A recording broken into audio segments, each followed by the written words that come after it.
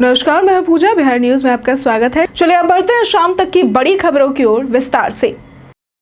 बिहार में खुलेगा दुनिया का सबसे बड़ा नेत्र अस्पताल।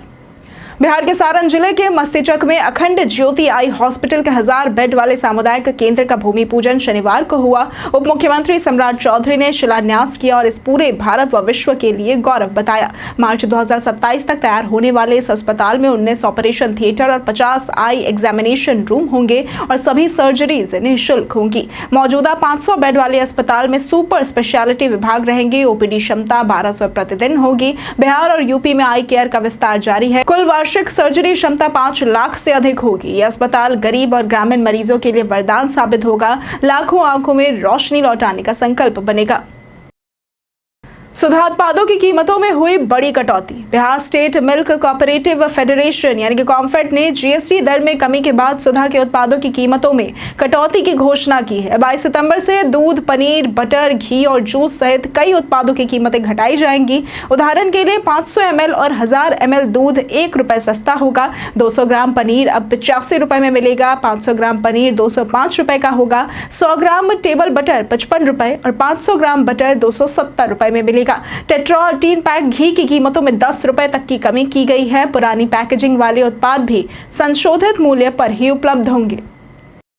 नवरात्र में पटना मेट्रो का लोकार्पण हो सकता है संभव। बिहार की राजधानी पटना मेट्रो रेल परियोजना 29 या 30 सितंबर को उद्घाटन के करीब है, जिसे प्रधानमंत्री नरेंद्र मोदी के हाथों शुरू किए जाने की संभावना है। फिलहाल 3 एलिवेटेड स्टेशन और 1 डिपो तैयार है। 3 बोगियों वाली ट्रेन में 1083 यात्री सफर कर सकेंगे। यात्रियों की सुविधा और सुरक्षा के लिए आधुनिक इंतजाम किए गए हैं, जैसे metal detector, baggage scanning, 360 degree CCTV, red button और श्वान दस्ते। प्लेटफॉर्म से ट्रेन तक सफाई और रखरखाव पर ध्यान दिया जाएगा। मेट्रो संचालन से ट्रैफिक जाम कम होगा और तेज, सुरक्षित और आरामदायक परिवहन मिलेगा।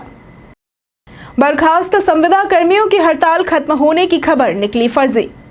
हाल ही में कुछ मीडिया प्लेटफॉर्म्स पर प्रकाशित खबर, जिसमें यह दावा किया गया कि मुख्य सचिव से मुलाकात के बाद बर्खास्त संविदा कर्मियों की हड़ताल समाप्त हो गई और उनकी मांगों को मान्यता दी गई, पूरी तरह से भ्रामक और असत्य खबर है। विभाग ने स्पष्ट किया है कि मुख्य सचिव ने किसी भी संविदा कर्मियों या संघ से आधिकारिक बैठक नहीं की और किसी भी व्यक्तिगत आश्वासन का दावा झूठा है। यह केवल संघ द्वारा प्रचारित किया गया प्रतीत होता है। विभाग ने सभी से आग्रह किया है कि केवल अधिकृत स्रोतों या सरकारी नोटिस के माध्यम से ही सूचना पर भरोसा करें।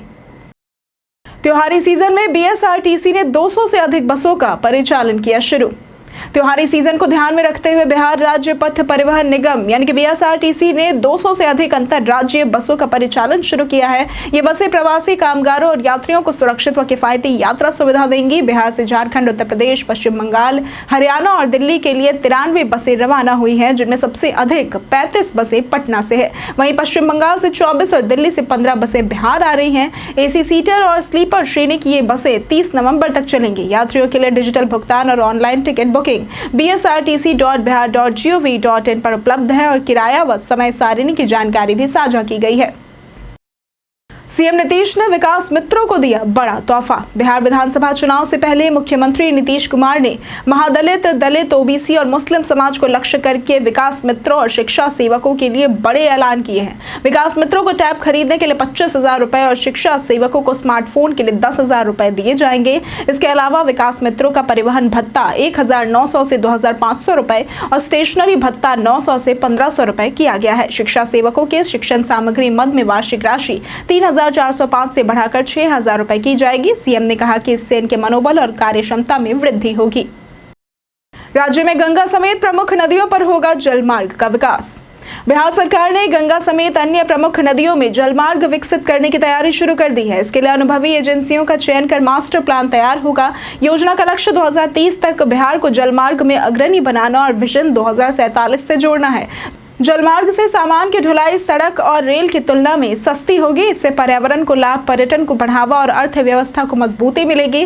टर्मिनल, क्रूज संचालन और बालू पत्थर ढुलाई की सुविधा बढ़ेगी। केंद्र व राज्य मिलकर टास्क फोर्स बनाएंगे और निजी कंपनियों को भी जोड़ा जाएगा। महिला रोजगार योजना के तहत 1 करोड़ ग्रामीण महिलाओं ने किया आवेदन।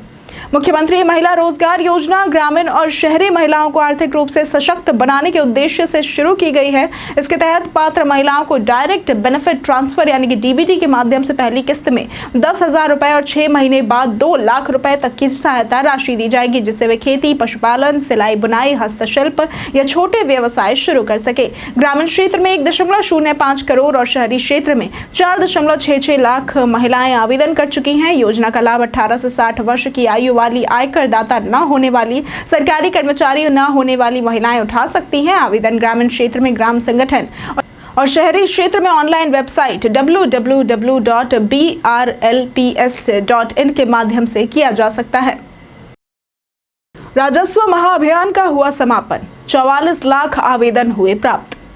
राजस्व एवं भूमि सुधार विभाग द्वारा चलाया गया राजस्व महाअभियान 20 सितंबर को समाप्त हो गया, जिसमें लोगों की भारी भागीदारी रही। 16 अगस्त से 20 सितंबर तक चलाए गए विशेष शिविरों में कुल 44,42,152 आवेदन प्राप्त हुए। इनमें सबसे अधिक 33,34,352 आवेदन जमाबंदी में त्रुटि सुधार के लिए आए। इसके अलावा ऑफलाइन जमाबंदी ऑनलाइन करने के लिए 5,68,751, उत्तराधिकार नामांतरण के लिए 2,92,020 और बंटवारा नामांतरण के लिए 2,47,029 आवेदन प्राप्त हुए। विभाग ने बताया कि ये सभी सेवाएं अब बिहार भूमि पोर्टल, दाखिल खारिज और परिमार्जन प्लस पोर्टल पर 24 घंटे ऑनलाइन उपलब्ध रहेंगी।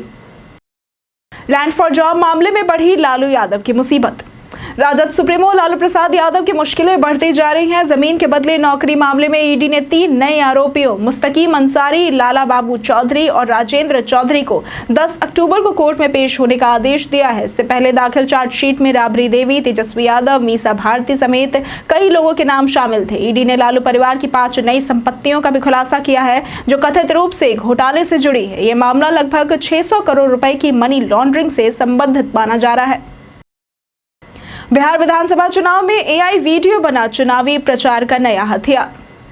बिहार विधानसभा चुनाव में इस बार एआई जनित वीडियो चुनावी प्रचार का नया हथियार बन गए हैं। भाजपा, कांग्रेस, जदयू और राजद सभी पार्टियां एआई वीडियो से विरोधियों पर हमले, अपनी उपलब्धियों का बखान और जनता को लुभाने की कोशिश कर रही है। कांग्रेस बेरोजगारी, वोट चोरी व कानून व्यवस्था जैसे मुद्दे उठाती है, तो भाजपा लालू काल की दुर्गति और चारा घोटाले पर प्रहार कर रही है। जदयू 20 वर्षों की प्रगति और नीतीश कुमार के काम गिनाती है, तो वहीं राजद गरीबी, बेरोजगारी और तेजस्वी को सीएम चेहरा दिखा रही है। कुल मिलाकर एआई प्रचार से चुनावी जंग और तेज हो गई है।